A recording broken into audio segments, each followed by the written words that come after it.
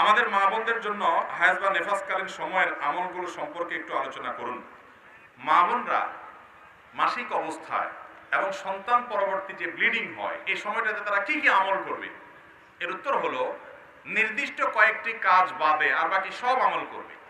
স্বামী সহবাস তারা করবে না এই টাইমে, এবং নামাজ পড়বে না, এবং রোজা রাখবে না, বাইতুল্লাহর তওয়াফ করবে না, আর কোরআনে কারীম স্পর্শ করবে না, জমহুর এবং সংখ্যাগরিষ্ঠ ইমামদের মতে তেলাওয়াতও করবে না।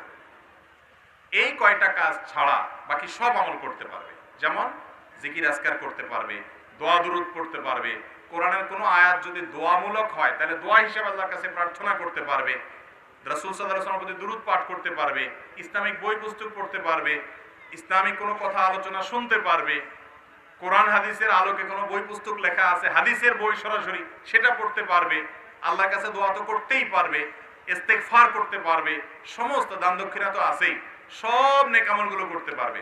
শুধু পারবে না হলো এই কাজগুলো: নামাজ, রোজা, তওয়াফ, স্বামী সহবাস এবং কোরআনে কারীমের স্পর্শ করা, আর জমহুর এবং সংখ্যাগরিষ্ঠ ইমামদের মতে কোরআনে কারীমের তেলাওয়াত করা। এই কাজগুলো বাদে বাকি সব করতে পারবে। কোনো মহিলা তিনি যদি হাফেজা হন, এই পিরিয়ডের সময় তাতে ফুল কোরআন তেলাওয়াত বাদ দিয়ে দিলে হেফজ ভুলে যাবেন এরকম মনে হয়, অথবা কোনো বাচ্চাকে তিনি শিখান, সে বাচ্চার শেখানোর মধ্যে বড় ধরনের গ্যাপ তৈরি হবে, তাহলে তিনি এই অবস্থায় ভেঙে ভেঙে পড়া এবং বাচ্চাকে পড়ানোর কাজটাও করতে পারবেন।